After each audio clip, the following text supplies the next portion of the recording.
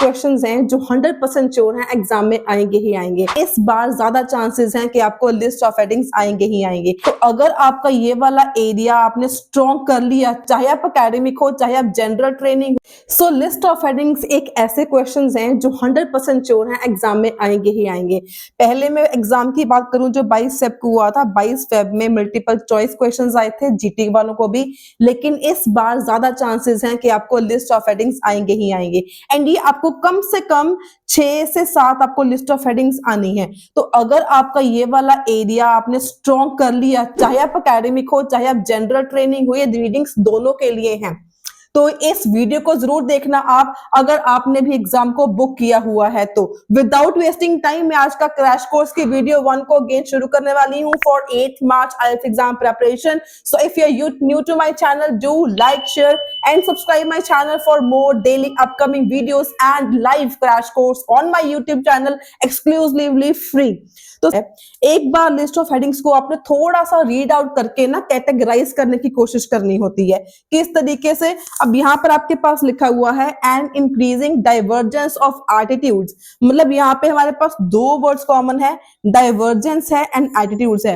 And divergence का मतलब क्या होता है? डिफरेंस। डिफरेंस से डिफरेंट कह लो, डिफरेंट से बना हुआ है वर्ड डाइवर्जेंस, कि अगर आपके पास दो अलग अलग व्यूज हैं उसको हम बोलते हैं डाइवर्जेंस। एटीट्यूड्स का मतलब क्या होता है? आपके देखने का नजरिया। तो ये आपको बेसिकली इसमें बात कौन सी हो रही है? Different attitudes. जहां पर डिफरेंट एटीट्यूड्स की बात होगी मतलब ये वाला पॉइंट उसका आंसर हो जाएगा। मतलब इसमें बेसिकली चाहे आप एकेडमिक हो चाहे आप जीटी वाले स्टूडेंट्स हो, आपकी अंडरस्टैंडिंग, वोकैबुलरी, सिनोनिम्स की रिलेशन, आपको इस चीज को स्ट्रॉन्ग करना है if you want to score minimum 7 in your IELTS reading. Second आपके पास दिया हुआ है रीजंस। रीजंस की बात कर रहे हैं, why we have more faith in human judgement than AI। यहाँ पे एक तो मोर फेथ की बात कर रहे हैं और ऊपर से यहाँ पे क्या कर दिया उन्होंने? कंपैरिजन। मतलब ऐसे कौन से रीजंस हैं जिसकी वजह से ह्यूमन जजमेंट पर ज्यादा हम फेथ करते हैं बजाय के AI के ऊपर। इसके बाद थर्ड आगे थे superiority of AI projections over those made by humans. अब यहाँ पर भी कंपैरिजन है, इस चीज को मैं बोलती हूँ कैटेगराइज करना। ओवर दोज, ओवर जहां पे आ गया, देन जहां पे आ गया, दैट मींस यहाँ पे कंपैरिजन कर रहे हैं। ये चीज को आपको समझना जरूरी है। ये दो बातें होगी। अब इसके बाद यहाँ पे कंपैरिजन किस चीज का कर रहे हैं? प्रोजेक्शंस। प्रोजेक्शंस का मतलब होता है प्रिडिक्शंस, जो हम फ्यूचर में कर देते हैं उसको बोलते हैं प्रोजेक्शंस। अब ह्यूमंस जो प्रोजेक्शंस करते हैं एंड जो AI करते हैं, उसमें यहाँ पे बोला है सुपीरियरिटी ऑफ AI प्रोजेक्शंस। जो AI करता है प्रेडिक्शन वो ज्यादा सुपीरियर है than those made by humans. तो हमारे पास बेसिकली दो क्वेश्चंस हैं कंपैरिजन वाले, इसको आपने कर लिया कैटेगराइज। जहां पर आपने कंपैरिजन देखा वहां पर आपकी नजर कहां पे जाएगी? सिर्फ दे ये दो वाली हेडिंग्स के ऊपर। एक में बात कर रहे हैं फेथ की, एक में बात कर रहे हैं प्रेडिक्शंस की। तो नेक्स्ट हमारे पास है the process by which AI can help us make good decisions. यहां पर बात किसकी कर रहे हैं? Good decisions. The advantages of involving users in AI processing. Advantages की बात कर रहे हैं, इन्वॉल्विंग यूजर्स, यूजर्स को इन्वॉल्व करना किसमें? AI प्रोसेस के अंदर यूजर्स को इन्वॉल्व करने का क्या बेनिफिट है, क्या एडवांटेज है। Wide spread distrust of an AI innovation. Wide spread बहुत ही ज्यादा डिस्ट्रस्ट भी बिलीफ हो गया, ट्रस्ट हो गया, उसको ब्रेक करना। ऑफ एन AI इनोवेशन, कोई ऐसी AI की इनोवेशन जिसकी बहुत ज्यादा डिस्ट्रस्ट हुआ, जिसके ऊपर विश्वास नहीं किया गया। नेक्स्ट आ गया encouraging openness about how AI function. हम ओपननेस मतलब लोगों को समझा रहे हैं, उसको हम एनकरेज कर रहे हैं about how AI function, AI कैसे फंक्शन करता है। लास्ट हमारे पास है अ सरप्राइजिंगली सक्सेसफुल AI एप्लीकेशन। अब यहाँ पर AI एप्लीकेशन की बात कर रहे हैं। कुछ आपके पास हमेशा लिस्ट ऑफ हेडिंग्स ऐसी होती है जो सबसे अलग होती हैं। अब बेसिकली मेरे पास यहाँ पे जो मैंने अलग अलग, मैंने इसमें से क्या चीज देखा? पहला मैंने देखा डिफरेंट एटीट्यूड्स, उसके बाद दो हैं कंपैरिजन वाले, एक में बिलीफ की बात कर रहे हैं, एक में बात कर रहे हैं प्रेडिक्शंस की। उसके बाद मैंने देखा एक एप्लीकेशन के बारे में, फिर मैंने देखा डिस्ट्रस्ट भी, लोगों को विश्वास नहीं हो रहा है। एक मैंने देखा कि लोगों को AI को एनकरेज किया जा रहा है, उसको हाउ AI फंक्शंस। एक है लोगों को AI प्रोसेसेस के अंदर इन्वॉल्व करने का क्या बेनिफिट है। अब हमने लिस्ट ऑफ हेडिंग्स को अंडरस्टैंड कर लिया है, कैटेगराइज कर लिया, ये चीजें आपको समझाने के लिए जरूरी है। अगर आप एक बार लिस्ट ऑफ हेडिंग्स को देख लोगे, समझ लोगे, सिर्फ इसमें अपना 2-3 मिनट लगते हैं, तो इससे आपको सॉल्व करना और इजी हो जाएगा। Now we will start at from the paragraph number A. हम इसको रीड करेंगे and you have to guess कि इसमें कौन सा हेडिंग मैच हो रहा है। स्टार्ट करते हैं। सबसे पहले हमारे पास है paragraph number A, artificial intelligence can already predict. यहां पे देखो आपको पहले वर्ड मिल गया प्रिडिक्ट द फ्यूचर, ठीक है जी। लेकिन आप यहीं से ऑब्वियसली यू कैन गैस, यहीं से आप आइडिया लगा सकते हो। Artificial intelligence can already predict the future. Police forces are using it to map when and where crime is likely to occur. Police इसको यूज कर रही है, डॉक्टर्स इसको यूज कर रहे हैं, रिसर्चर्स इसको यूज कर रहे हैं। Police, doctors, researchers, everyone, they are using AI functions। और यहाँ पे लिखा हुआ है many decisions in our life require a good forecast। good forecast भी आपका सिनोनिम है किसका? prediction का। उसके बाद है and AI almost always better at forecasting than we are। then आ गया, comparison आ गया। तो बेसिकली आपने अब यहाँ पे करना क्या है, आपने सिर्फ वो देखने हैं लिस्ट ऑफ हेडिंग जहां पे कंपैरिजन किया हुआ था। एक तो हमारा फेथ वाला था, एक हमारा था प्रोजेक्शंस। मैंने आपको पहले ही बताया प्रोजेक्शन का मतलब क्या होता है, प्रिडिक्शंस। और हमें यहाँ पे स्टार्टिंग में ही मिल गया था, प्रिडिक्ट मिल गया था, उसके बाद फोरकास्ट मिल गया था। तो ये सारे आपस में क्या है, सिनोनिम्स हैं। प्रोजेक्शंस हो गया, प्रिडिक्ट हो गया, फोरकास्ट हो गया, सभी का मतलब सेम है। दैट मीन्स कि फ्यूचर को प्रिडिक्ट करना, फ्यूचर को फोरकास्ट करना। एंड यहाँ पे साफ साफ उन्होंने लिख दिया AI is almost always better at forecasting than we are. Comparison कर दिया कि AI बेटर है हम ह्यूमंस से। और ये बात हमें ढूंढने की देखो बिल्कुल भी नीड नहीं पड़ी, क्योंकि हमने पहले ही अंडरस्टैंडिंग करके रखी हुई थी। तो यहाँ पे हमारे पास इसका आंसर क्या आ जाएगा, हमने ए रीड किया, इसका हमारा क्या आ गया, ऑप्शन नंबर 3, राइट। तो एक काम आपने और करना है, जो भी आप इसकी आंसर मार्क कर लेते हो, उसके बाद आपने वो वाली लिस्ट ऑफ हेडिंग को आपने डिलीट कर देना है। अब नेक्स्ट हम रीड करेंगे पैराग्राफ नंबर बी। इसमें लिखा हुआ है take the case when Watson for oncology. Oncology क्या होता है, one of the technology giant IBM's supercomputer programs. Their attempt to promote this program to cancer doctors was a PR disaster। ये पूरा disaster था। एंड आपने यही पे समझ लेना है कि यहाँ पे डिजास्टर की बात कर रहे हैं, वॉटसन की बात कर रहे हैं। उसने ऑन्कोलॉजी एक टेक्नोलॉजी को यूज किया था कैंसर को ट्रीट करने के लिए, लेकिन वो पूरा क्या रहा, डिजास्टर रहा। The AI promised to deliver top quality recommendations on treatment of 12 cancers that accounted for 80% of world's cases. But when doctors first interacted with Watson, they found themselves in a rather difficult situation। इन्होंने 80% 12 cancers को इन्होंने treat करना था, लेकिन जब उन्होंने interact किया इनके साथ, तो यहाँ पे क्या था, बहुत ज्यादा डिफिकल्ट सिचुएशन थी उनके लिए। On the one hand, if Watson provided guidance about the treatment that coincided with their own opinions, physicians did not see much point in Watson's recommendation। जो physicians थे उनको वॉटसन के रिकमेंडेशन में कुछ खास पॉइंट्स नहीं नजर आए।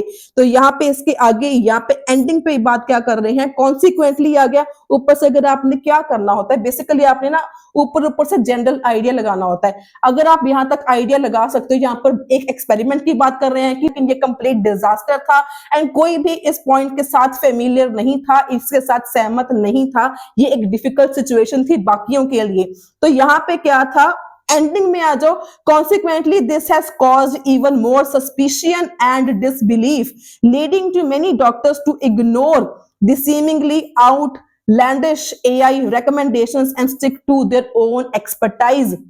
जो ऊपर एक्सपेरिमेंट हुआ उससे कोई भी सेटिस्फाइड नहीं था, उसका रिजल्ट हमारे क्या निकला, इसका और डिसबिलीफ हो गया। डिसबिलीफ मतलब ट्रस्ट इसका AI के ऊपर से ट्रस्ट इसका उठ गया, leading to many doctors seemingly outlandish AI recommendations, जिसने AI रिकमेंडेशंस को हटा के अपने एक्सपर्टीज के साथ स्टिक करना प्रेफर किया। ठीक है जी। अब आपके सामने लिस्ट ऑफ हेडिंग्स है, अगर आपको स्टेज समझ में नहीं आता है तो आप इसमें से अब क्या यूज करोगे, एलिमिनेशन टेक्निक आप इसमें यूज करनी है। अब देखो, एटीट्यूड्स की बात की है, डाइवर्जेंस मतलब डिफरेंट एटीट्यूड्स की बात करी है, नहीं इसकी बात करी। Reasons why we have more faith, यहाँ पे कंपैरिजन बिल्कुल भी नहीं किया ह्यूमन के साथ, AI का साथ। कंपैरिजन नहीं किया। गुड डिसीजन तो बिल्कुल था ही नहीं, क्योंकि जो था और वॉटसन का एक्सपेरिमेंट था that was a complete distrust था, वो कंप्लीट डिससेटिस्फैक्शन था। उसके बाद ही एडवांटेजेस की बात हुई, नहीं हुई। Wide spread distrust of an AI innovation, एक एआई की इनोवेशन हुई थी। इनोवेशन कौन सी थी? ऑन्कोलॉजी की थी, जिसके साथ कैंसर की ट्रीटमेंट होनी थी। बिल्कुल डिस्ट्रस्ट था। डिस्ट्रस्ट का हमने सिनोनिम यहाँ पे क्या देखा? And disbelief, even more suspicion and disbelief था। तो हमने जो बी वाला पढ़ा, इसका आंसर आपके पास कौन सा आ जाएगा? वाइड स्प्रेड डिस्ट्रेस, मतलब ऑप्शन नंबर 6 इसका। This is just one example of people's lack in confidence in AI. अगर आपको ऊपर वाला समझ नहीं आता तो फर्स्ट लाइन जो है ये ट्रांजिशन होती है, मतलब ऊपर वाले के साथ रिलेशन होता है। तो यहाँ पर क्या था? Lack of. ये सिर्फ एक एग्जाम्पल जो ऊपर उन्होंने एक्सप्लेन किया उसमें क्या था? एक एग्जाम्पल थी of people's lack of confidence in AI. Lack of confidence का मतलब भी क्या होता है? डिस्ट्रस्ट होता है, जो हमने आंसर ऑलरेडी हमने मार्क किया।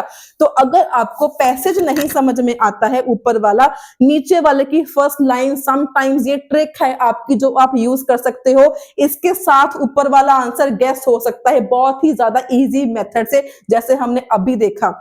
This is just one example of people's lack of confidence in AI. ये एक एग्जाम्पल थी कि वाई पीपल जो है एआई को में विश्वास नहीं कर रहे थे, लोगों का कॉन्फिडेंस इसमें लैक कर रहा था, मतलब वाइड स्प्रेड डिस्ट्रेस था इसमें।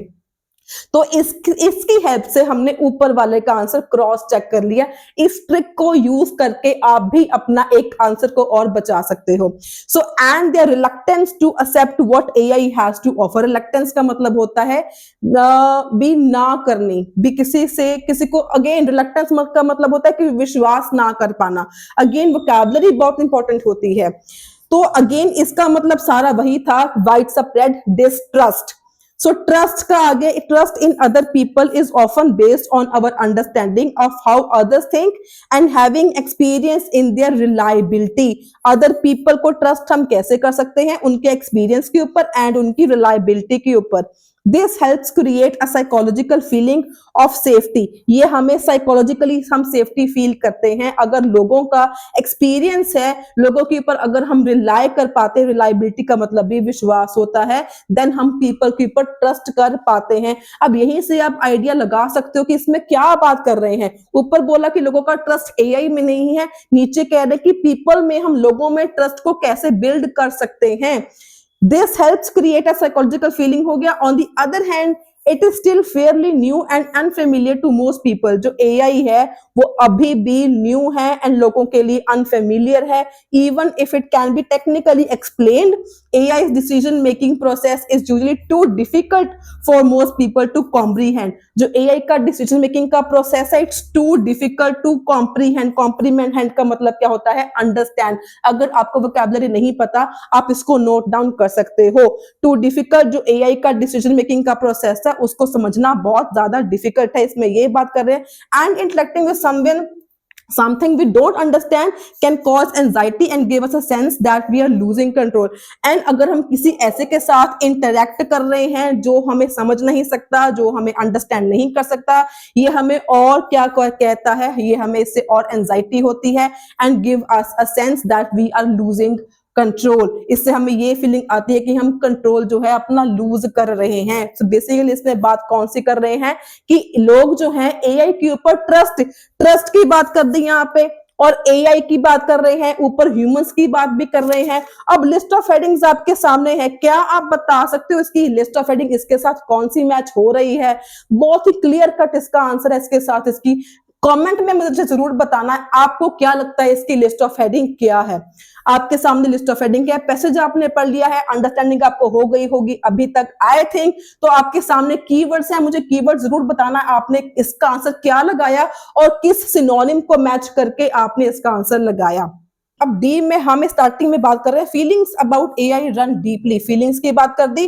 अब एक्सपेरिमेंट की बात करें। अब एक्सपेरिमेंट क्या था? People from a range of backgrounds were given various sci-fi films about AI to watch and then asked questions about automation in everyday life. Automation का मतलब भी क्या होता है? Advance technology.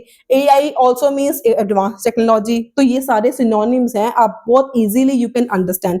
It was found that regardless होता है कि कोई फर्क नहीं पड़ता, regardless of whether the film was they watched depicted AI in a positive or negative light. Simply watching a cinematic vision of our technological future polarized the participants' attitudes. अब यहाँ पे क्या बात कर रहे हैं, एटीट्यूड्स की बात कर रहे हैं, पोलराइज्ड। अब जिसको तो पोलराइज्ड का मतलब पता है वो इसका आंसर गैस कर लेगा। स्टिल अगर आपको इसका मतलब नहीं पता फिर भी आप इसका आंसर गैस कर सकते हो। यहाँ पे बात किस चीज की कर रहे हैं, एटीट्यूड्स की बात कर रहे हैं। ऑप्टिमिस्ट जो होते हैं जिनकी पॉजिटिव थिंकिंग होती है, become more extreme and their enthusiasm for AI. And skeptics क्या होते हैं, जिनको डाउट रहता है, जो कंफ्यूज रहते हैं, बिकेम इवन मोर गार्डेड मतलब और केयरफुल हो गए। तो बेसिकली पोलराइज का मतलब मैं आपको मीनिंग बताऊं, इसका होता है, पोलराइज का होता है डिफरेंट। पोलराइज का मतलब क्या हो गया, डिफरेंट। और यहाँ पे बात कौन सी कर दी, एटीट्यूड्स, मतलब डिफरेंट एटीट्यूड्स। जिन्होंने भी फिल्म देखी थी हर एक के अलग अलग व्यूज थे, एटीट्यूड्स अलग अलग थे। जो पॉजिटिव थे वो और पॉजिटिव हो गए, जो कंफ्यूज थे वो और कंफ्यूज हो गए। अगर अब हम लिस्ट ऑफ हेडिंग्स पे जाएं, दो हेडिंग्स हम ऑलरेडी कट कर चुके हैं। अब हमने एक हेडिंग करी थी यहाँ पे फर्स्ट वाली, and increasing divergence of attitudes towards AI.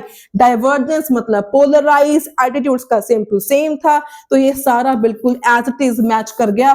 तो जो हमने अभी डी वाला पढ़ा, इसका हमारे पास आंसर क्या आ जाएगा, आंसर नंबर 1। नेक्स्ट हमारे पास आ गया paragraph number C. Fortunately we already have some ideas about how to improve trust in AI. AI में ट्रस्ट हम कैसे बिल्ड कर सकते हैं, फॉर्चुनेटली लकीली हमें इसका आइडिया है। Simply having previous experience with AI can significantly improve peoples opinion का मतलब क्या हो गया, विश्वास, उनके ideas about technology and was found in the study mentioned above. Evidence also suggests that the more you use other technologies such as internet, the more you trust them। जितना आप technology को यूज करोगे उतना आप उसको trust करना शुरू कर दोगे। आपके सामने देखो लिस्ट ऑफ हेडिंग्स हैं, अगर आपको पता है इसका आंसर क्या है आप कमेंट में मुझे बता सकते हो। अब हम इसमें क्या यूज करेंगे, एलिमिनेशन टेक्निक। फर्स्ट हमारा हो चुका है, यहाँ पे जजमेंट की, कंपैरिजन की, फेथ की बात हुई नहीं हुई, तो ये तो ऑप्शन है नहीं, ये भी हमारा हो चुका है। गुड डिसीजन का तो बिल्कुल ही आइडिया ही नहीं है, इसमें हो सकता है।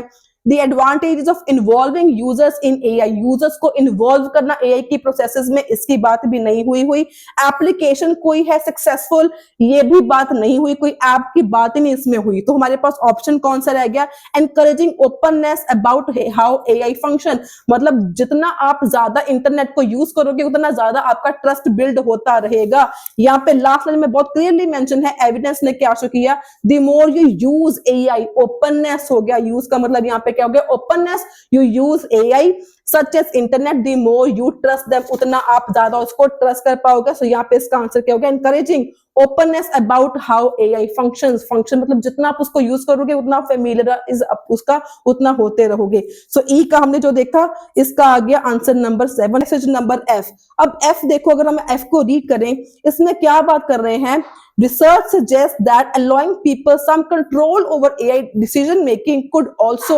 improve trust and enable AI to learn from human experience। तो इससे सही आप बहुत बढ़िया आइडिया लगा सकते हो अगर आपको इस लाइन को समझ में आ गया तो लाइन क्या है, research suggests that allowing people more control over AI decision making could also improve trust and enable AI to learn from human experience। तो अगर रिसर्च ने क्या सजेस्ट किया, अगर हम लोगों को अलाउ करेंगे सम कंट्रोल ओवर एआई का डिसीजन मेकिंग, ये क्या करेगा, लोगों का डिसीजन जो मेकिंग में है उसको ट्रस्ट बिल्ड करेगा, and enable AI to learn from human experience. यहाँ पे एग्जांपल दी है, स्टडी ने क्या शो किया, when people were allowed the freedom to slightly modify an algorithm, मतलब कोई भी रिसर्च होगी, कोई भी एप्लीकेशन होगी, they felt more satisfied with its decision, more likely to believe it was superior and more likely to use it in the future। लोगों को इसको यूज करना अच्छा लगा जब इन्होंने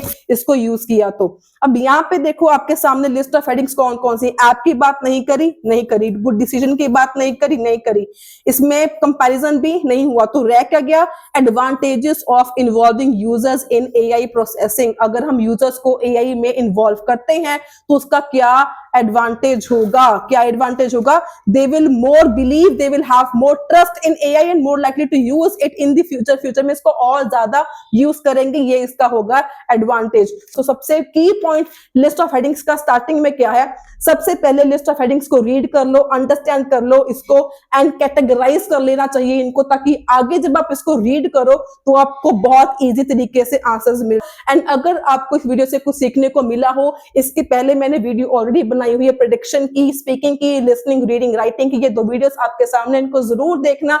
एंड आज से रीडिंग का crash course preparation for 8th मार्च के लिए फिर से स्टार्ट हो चुका है। तो वीडियो को like, share and subscribe my channel अगर आप भी 8th मार्च की प्रिपरेशन अपने लेवल से बेस्ट करना चाहते हो, अपना एग्जाम आप एक बार में अगर क्लियर करना चाहते हो तो। So that's all for the day. Until then stay happy, stay healthy and all the very very best for your IELTS exam.